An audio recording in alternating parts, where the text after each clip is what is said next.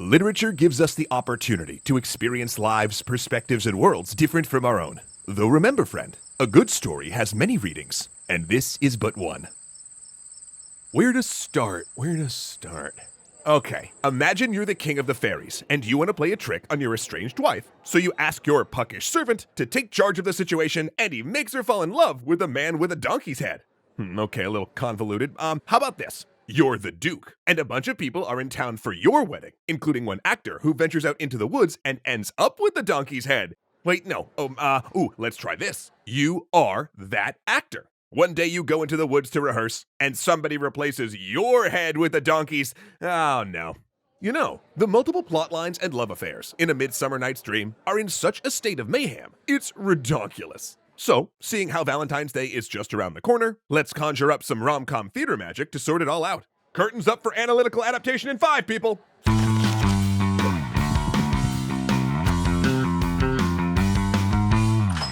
Thanks so much to CuriosityStream for helping to support today's literary fever dream.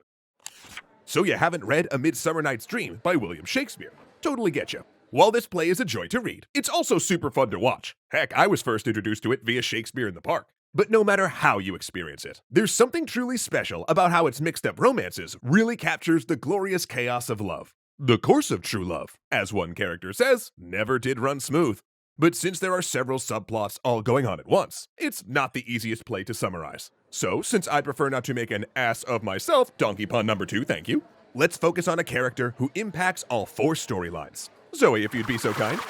You are Puck, the mischievous right-hand man to Oberon, King of the Faeries. You're both living in ancient Greek times, and you've traveled to Athens to see the wedding of King Theseus and the Amazon warrior Hippolyta. The whole city is abuzz with preparations.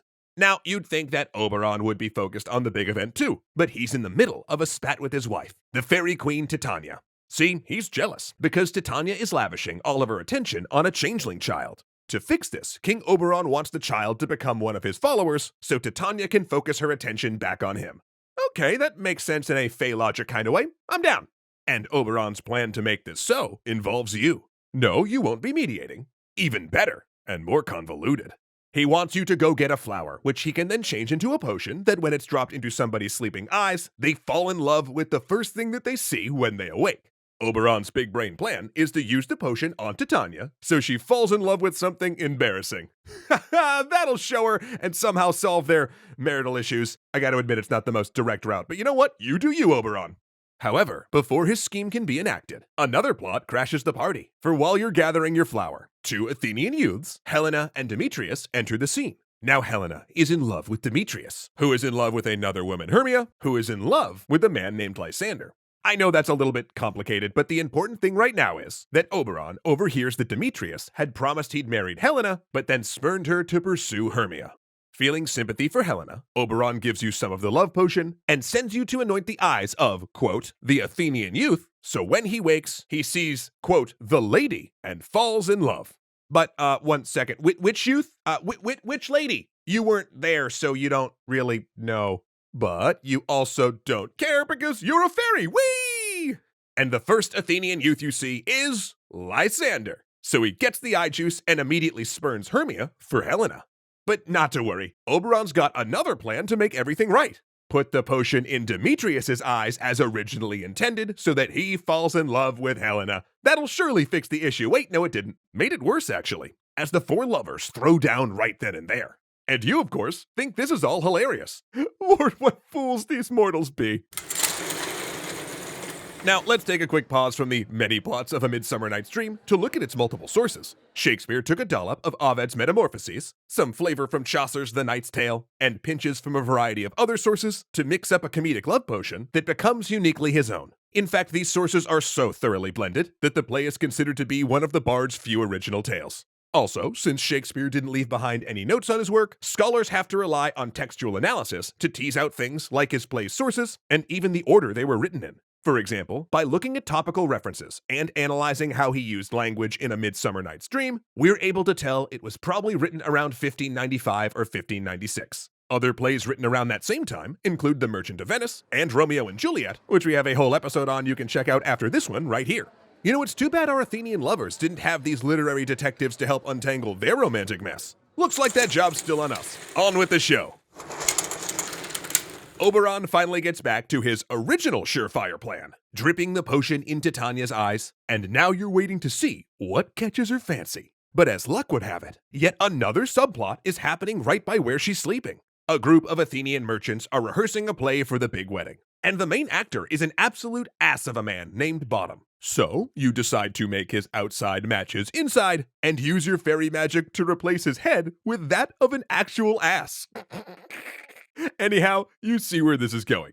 In one of the play's most famous scenes, when Titania wakes up, she falls madly in love with donkey-headed Bottom. She dotes on him, has her servants feed him treats, and asks him to sing in his mellifluous donkey voice. Oh, and Bottom is only too happy to roll with all of this, as he's delighted that his talent and beauty are finally being recognized.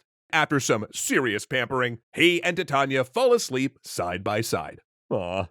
Then, after a good laugh, Oberon breaks the spell, and somehow his plan works. He and Titania reconcile. You restore Bottom's normal head, and he realizes that he's going to have to hustle to make the show on time. You also fix the lovers' confusion, and they all end up happy. And then you end your day watching the Athenian merchants' absolutely terrible, and for over 400 years now, completely hilarious play within the play.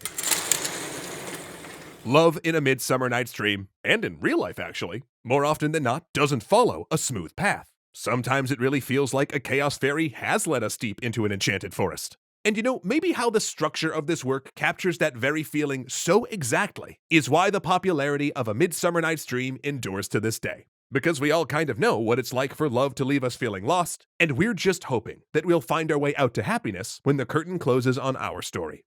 But as always, don't just take our word for it. Trot on down to your local library and borrow a copy for yourself. You won't need a love potion to fall for this classic, and you'll see just how much we had to leave out of our summary. Or to put it another way, if we cartoons have offended, think but this, and all is mended, that you can read with your own eyes the stuff we couldn't summarize, but one wish from us and our feline. To you, dear friends, happy Valentine's.